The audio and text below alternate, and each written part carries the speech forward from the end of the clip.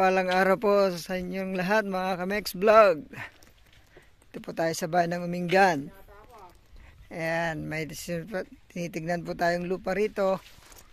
2.1 hectares mahigit.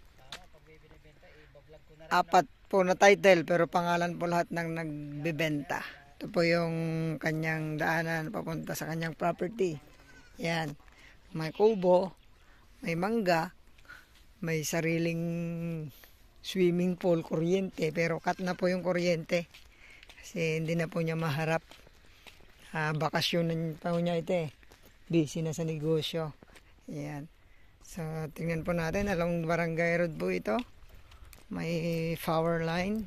Ang water po nila deep well. So may tanim po ito ngayon na sa likod, mais. Ito palay naman po ito, tanim nila. So na-harvest na. Mula po rito ang property, yung boundary po, diretso doon. Yan. Hanggang doon po sa may malaking kahoy, banda rito po niya. Tapos, doon po ang frontage niya sa may ipil, sa may baka. So, lakarin ko lang po, sir. Ma'am. So, mga 50 meters ang frontage po ng ating property. Yan. Rough road pa lang po itong dinadaan natin. Pero someday po, masisiminta rin daw. Iwan lang natin kung kailan. Pero walat pupuntahan masisiminto lahat po ng dito. Dito na po yung kuryente niya. Ayan, papakabit na lang kasama tong mga nara. Ayan. Ang shape po ng lupa nito rectangular, may patusok kunti doon sa likod po, may mga kawayan siya, pwedeng gawing mga kubo, pwedeng gawin na na mga kulungan ng baboy, manok, ganun po. Yan. Kasama po itong mga nara to. Yan na po yung ating boundary. Sa may pilapil, lagpas po ng ipil. Ayan po. Pag first crop po ito, second crop, punong-puno po itong irrigation. Pero third, sa kabilang barangay po ang naka-schedule sa mga panahong ito. Ayan po yung boundary natin, ma'am, sir. Galing po tayo doon sa may yan, puno na yan.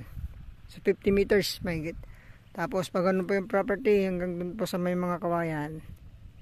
Ayan, makikita nyo po yan sa ating aerial view.